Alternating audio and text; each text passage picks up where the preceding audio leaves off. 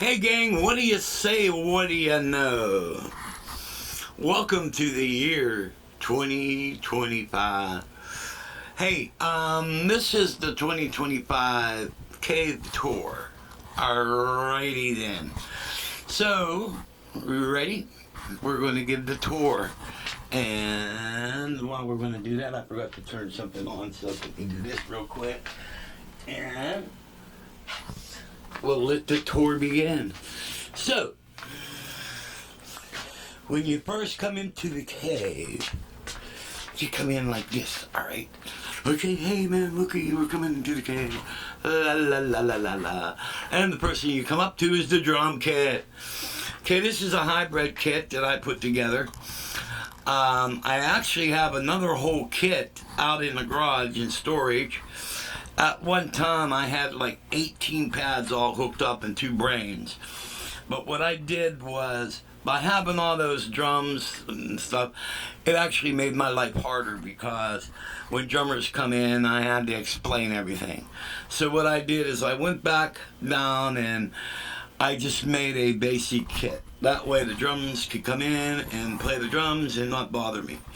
Alright, so what this kit is, this is a hybrid kit. Your main pads are Kama oil-filled heads. Alright, those are the main pads. Zildjian electric cymbals. Alrighty. And thought I had a third one hooked up, I guess. Oh, I did. Or did I? Hold on a minute. What's going on here? Oh, I took it down. Alright, there's the boom for it. Okay, let's get back. Okay, brain port. Okay, alright, so we got the 10 heads, alright. And then we have a pearl head, which is down on for the bass drum. And I used the Pearl Demon pedals, double bass setup, alright. Those are the Pearl Demon pedals. These are like $1,200 pedals, man. For the hi-hats, I use real hi-hats. I don't like the electric hi-hats. And I use Zildjian cymbals for those, alright. For the brain, I use a Pearl Red Box brain. Alright, very good brain there. He said brain. Alright, for the live playback, I use a Crate PA head with a Fender bass bottom and a Barbeta bottom. Both got 15s and little horns in them. Alright, and that's for the live. Alright, now above all that, you see a Yamaha Club Series 3 cabinet. Then over here is another one. Those are my live speakers for the PA, alright? For the live PA. And this is the mixers for the live PA. So when I have band practice here and jam sessions, we use this mixer and those cabinets for all that. Alright. So then next is a 4-tier keyboard stand that I made. And I'll tell you what's on these. Alrighty. Up on the top, the very top keyboard, is a Korg X5D. This is a vintage board. And this came out in the late 90s and early 2000s, alright? This got a lot of good stuff on it. It's got a lot of the M1 sounds, a lot of the X sounds, and it even has some O1W sounds in it, alright? And so really cool keyboard. So that's the X5D. Below that I have a Chrome EX73. Alrighty. This used to be part of my live rig, but I also have another Chrome EX61, which is out in the garage. And I used the 61 in my live rig. And so we have the Chrome EX73. And below the Chrome EX73 is my newest keyboard, which is the Akai MPC Key 61. Alrighty. And this is my newest puppy. And this board's pretty much a monster. Alright, below that keyboard we have the Numa Compact 2X by Studio Logic. This is an 88. It's got piano organs, it's got drawbars for the organ too on it, and all type of stuff, alright? And this is part of my live rig too. This is my piano for the live rig. Now looking over to the right, next to the PA mixer, we have the Roland VR09B. Alright. This is also part of my live rig. Alright. It's a organ and synthesizer. And so we have all that. Alright. Now this is the mixer. This is a Mackie mixer. This is for all the keyboards on this side of the room. Alright. These four here that we originally showed you, there's a Mackie mixer over here. Alright, for that. Okay. So we got the Mackie mixer for all this stuff here. Alright. Alright, so we got the VR09. Then we have the Roland A500 Pro controller. Alrighty. And that's for the Beast. Alright. Now here's the Beast. The Beast consists of the Behringer Pro 800, which in essence is a Prophet 6. Alright. So, this module will play that. We also have a MIDI patch bay. Alright. Then below that we have a JV880 module, a Roland U220 module, and right below that we have the Alesis Quadra S4 module. This is a 64 note voice module. Alright. And down below that we have the mixer with effects.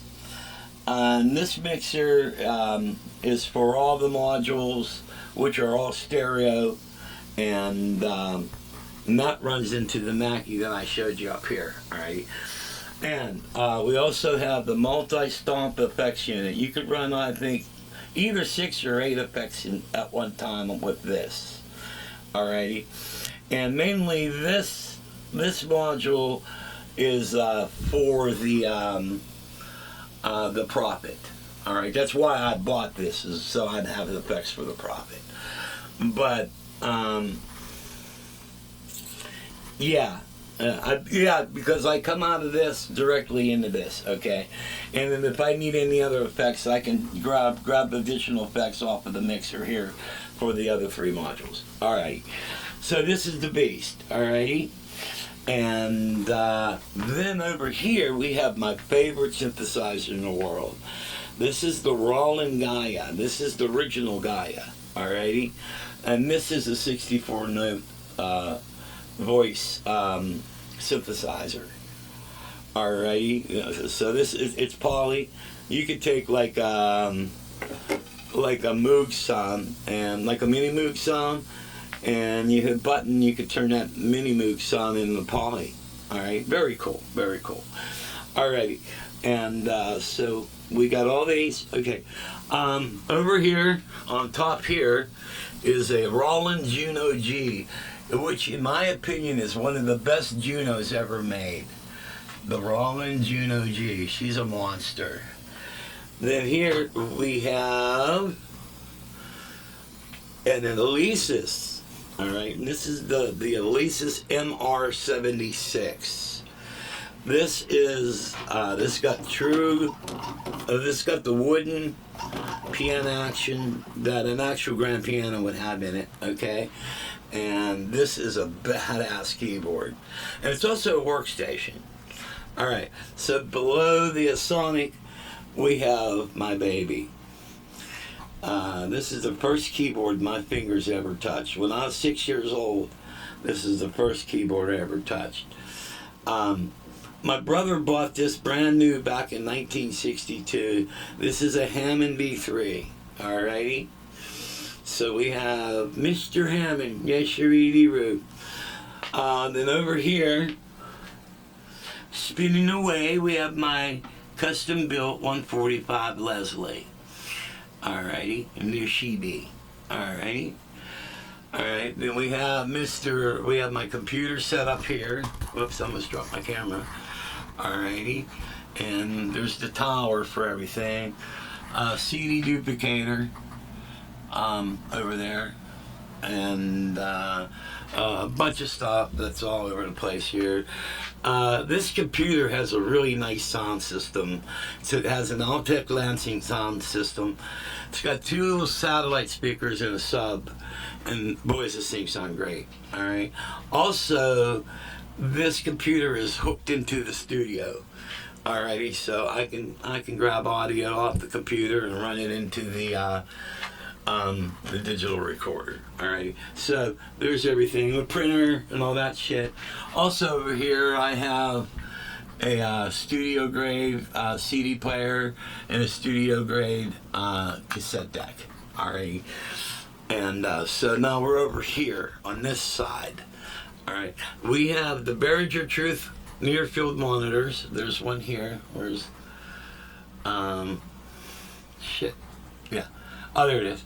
The screen on this camera is so small, and then there's the other one here. Alrighty. Right on top we have the Roland VP550. This is the vocal ensemble keyboard. This does harmonies and it's also a vocoder. Alrighty. And then right here we have the Tascam Neo 2488 multi-track recorder. This is a 24 track. Alright, and this is where I do all my recording on. Alright, and then we have a 30 channel Behringer with dual effects. Alright, yeah, there's effect 1 and effect 2. See if you can see that. Alright, this is the main mixer. Anything that goes into this mixer goes into the 24 track. Alrighty. And then below all that, we have the original Phantom. This is the Roland FA76.